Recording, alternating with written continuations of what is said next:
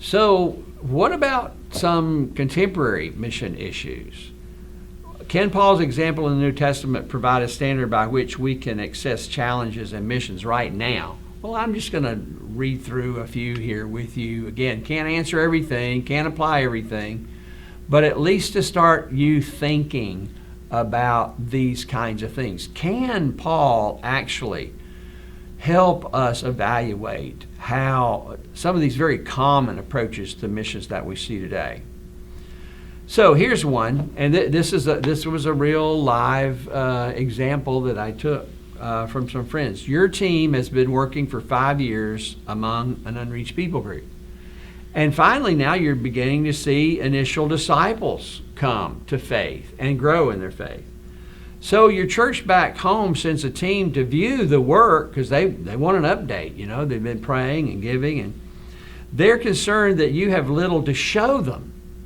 So, they come and they're actually what they're looking for oftentimes is a church building and, a church staff, something that looks like back home that they can recognize. They want visible results that are recognizable back home. And they want to take pictures of it. They want to go back and report to the church, hey, look, here's the church building. Or look, here are the 4 people on staff of the church that they've started. And now obviously, Paul didn't do either one of those, right? He never brought in money for a building, and he never hired new believers. That's something the local church as it grows is going to eventually do. So this team informs you they want a budget proposal so you can buy a building and then choose several of the disciples to be paid staff. You see, what often happens today, and this is not just Americans, this happens with missionaries from other countries too. The church starts pushing them to do things that are not Pauline and they might help this one church look really good, but it's going to make reproduction very difficult. Because if you build the first church a building and you help hire the first believers as the staff members of that church, then that church will never start another church. In most cases, will never start another church unless they think they can get that much money for a building for the second church and paid staff for the second church. What you're really doing is completely undermining Paul's approach to developing an indigenous church. So, hopefully, you can sit down with them, and if it were me, I would use Paul and say, let's look and see how missions should be done and think about this. Well, there are a lot of missionaries that work in non-government organizations, especially aid organizations. It often fits very well. And so your team works in a creative access country. You can't openly be missionaries. And the team has established a legal non-government organization that uses practical skills and allows you to work in the country. And you're helping people in practical ways. Research shows that the government favors NGOs that have lots of money and join a consortium in the area.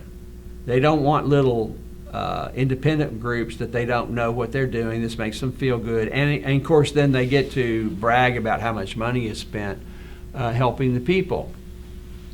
And the consortium that they would want your NGO to join assists in accessing public funds, including perhaps U.S. government grants.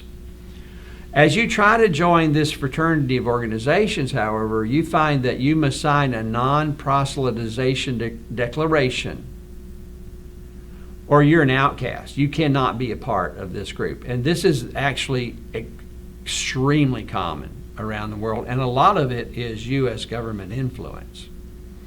So your idea of being there to help the people in the name of Christ, you're now having to sign away the right to ever share the gospel with anybody that you're helping. Now, you could divide that and say, okay, we'll work and just do humanitarian projects alongside the government, to have a visa here.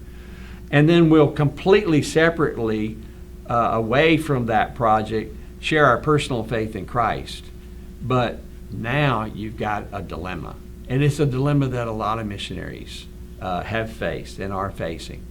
Do we stay smaller and struggling, perhaps, without any other outside funding, except for maybe from our church, and stay focused on the gospel?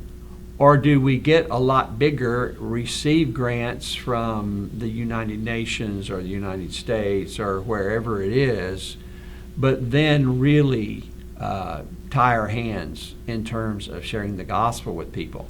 Well, I think Paul would have an immediate response to something like that if he were alive today, don't you? So, again, well, what about a shortcut?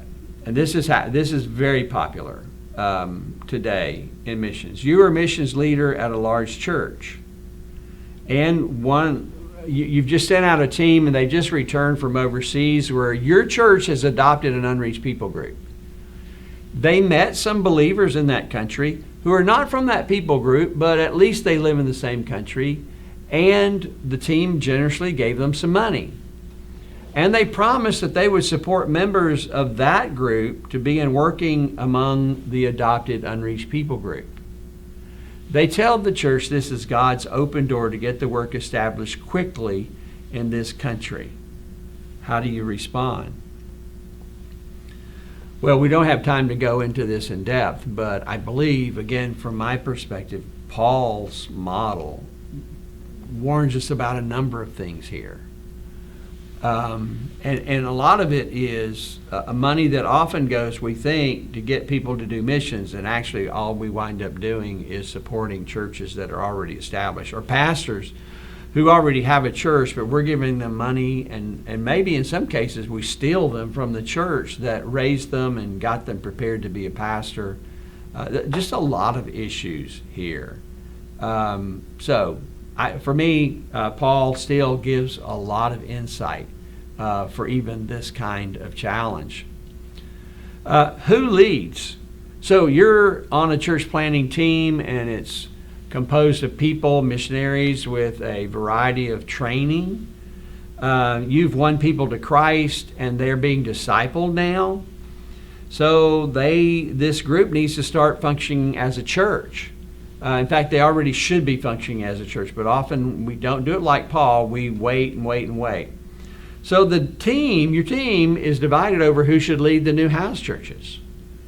You and one other person believe the most mature local believers should lead. The majority of the team opposes this because they believe that new disciples are not qualified to lead. How do you handle this? Well, this is where my experience says having a commitment to assess everything according to the biblical model that we see in Paul throughout the New Testament gives us a very clear answer to this. Paul did not expect the outsiders to be the primary leaders for long periods of time. And we see him appointing leaders quite quickly, even from pagan backgrounds, if they're showing the kind of transformation. We talked this through, again, in earlier videos. And again, because the point of that is that now the gospel and discipleship and the church itself is quite reproducible among this unreached people group. What about funding? Oh my goodness, it sometimes blinds us and guides us. You serve on a mission team overseas focused on planting churches. Your supporting church has sent a team to work with you, and after a week together, the leader tells you the church wants to work with you to start an orphanage.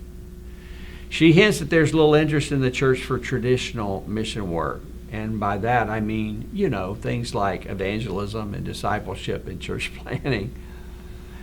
But your work has been progressing. But it takes all of your efforts to see new believers and disciples coming out of your work. Now you have a dilemma.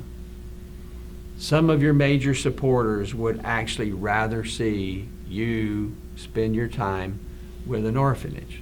Now I know I've worked with people, wonderful believers overseas, who came to faith through growing up in an orphanage. But it is a very slow and quite expensive approach to evangelism, and that's what you're trying to do. I think it's also not the best way to help the greatest number of needy children in a country. The best way to do that is to win multiple families to Christ and then help them think through ways that they could help orphans. And then that becomes reproducible within the country. You have local Christians doing what Paul taught the local church they should be doing, helping widows and orphans. But if you do it from outside, it's unlikely that those churches are ever going to touch that, because they now see, oh, well, the foreigners can do this easily. So what do? This is, again, a real dilemma that missionary friends have faced. What are you planning? Your church planning team is composed of 7 international missionaries. Your objective is to start a church in a large city in France. The team has training and ministry experience back home, but is just beginning this project. What are some of the issues that you think might come up, especially if you consider Paul's approach? I think, and I have friends who are doing this or have done this in the past.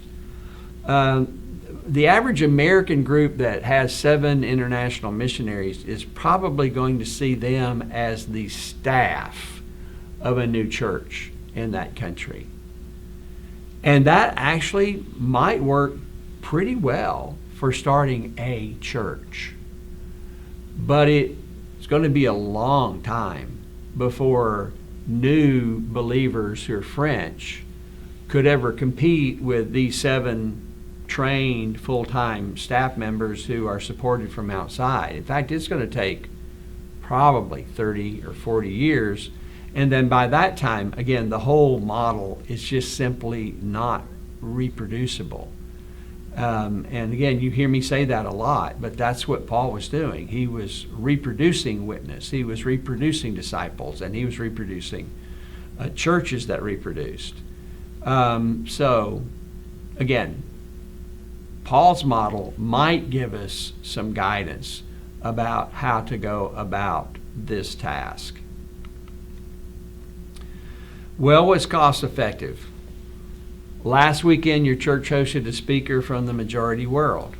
He was a wonderful, courageous believer who shared passion that all may hear the gospel. He argued that sending missionaries is too expensive. If your church would just give him the money that you might have spent on one missionary, he can support 10 local workers in his country. And we know this is extremely popular. There are people in multiple parts of the world who have raised at least tens of millions of dollars, and in some parts of the world, probably hundreds of millions of dollars to do that.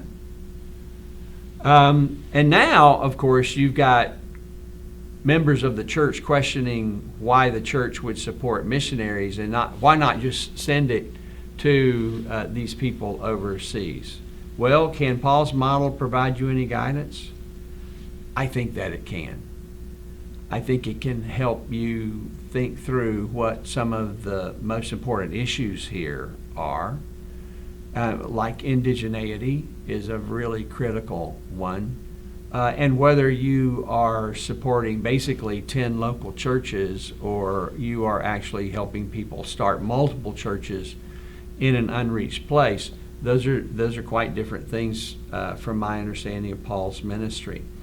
So again, just not going to try to answer everything, but for me, Paul gives me confidence that I have some kind of standard by which to consider these kinds of questions and come up with something that shows wisdom and focus on what God is doing among the nations.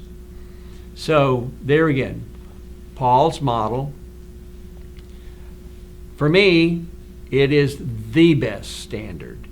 It's the best standard for looking at myself, my ministry, my team, my church, my denomination, and even these kinds of contemporary questions that are going to come up. what is the best thing to do? And I think making those kinds of decisions, as I've said, are critically important as to what we get from our missions involvement.